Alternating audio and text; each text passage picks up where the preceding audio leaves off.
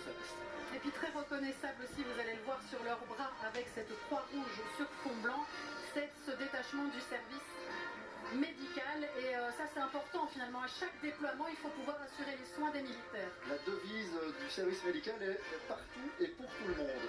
Donc en fait c'est un service transversal qui est donné à chaque force. Ils seront présents en déploiement avec tous les militaires qui iront sur le terrain.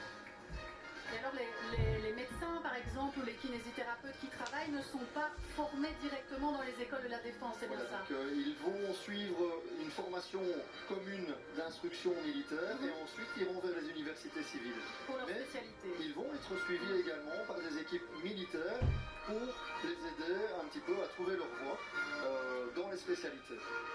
Et alors on recrute également énormément au service médical puisque nous avons besoin de beaucoup de techniciens et médecins.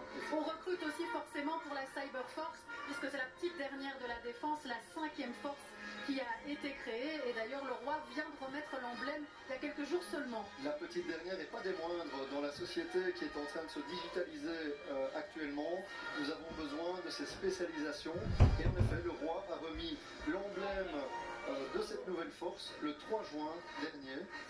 Et donc nous avons ici besoin d'environ 40 spécialités. On ne parle pas seulement de scientifiques, de techniciens, d'ingénieurs ou de mathématiciens, on parle également de plein d'autres fonctions, 40 métiers. Et pour ceux qui seraient intéressés de rejoindre le Cyber Force, ils peuvent aller sur le site joincyber@mil.be. Donc c'est une adresse mail et pas un site. Oui, et puis justement cette Cyber Force, elle est cruciale, Vincent, à l'heure de guerre hybride. Absolument, et ces cyberattaques, et là aussi un retour sociétal évident, parce que ces investissements de 3 milliards dans les 10 prochaines années dans la Cyber Force, ça va bénéficier aussi à nos hôpitaux, à nos entreprises.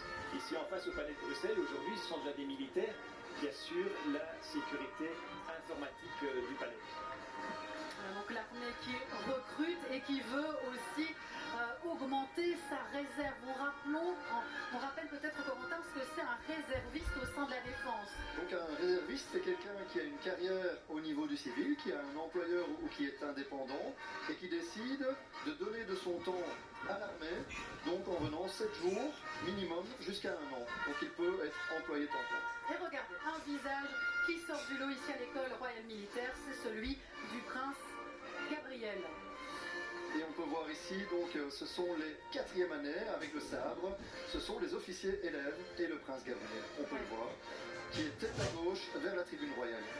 Voilà, et qui peut tourner sa tête, finalement il n'est pas tête de ligne, donc il peut faire un petit coucou aux parents. Comme il n'est pas chef de file, il va peut-être faire un petit clin d'œil vers sa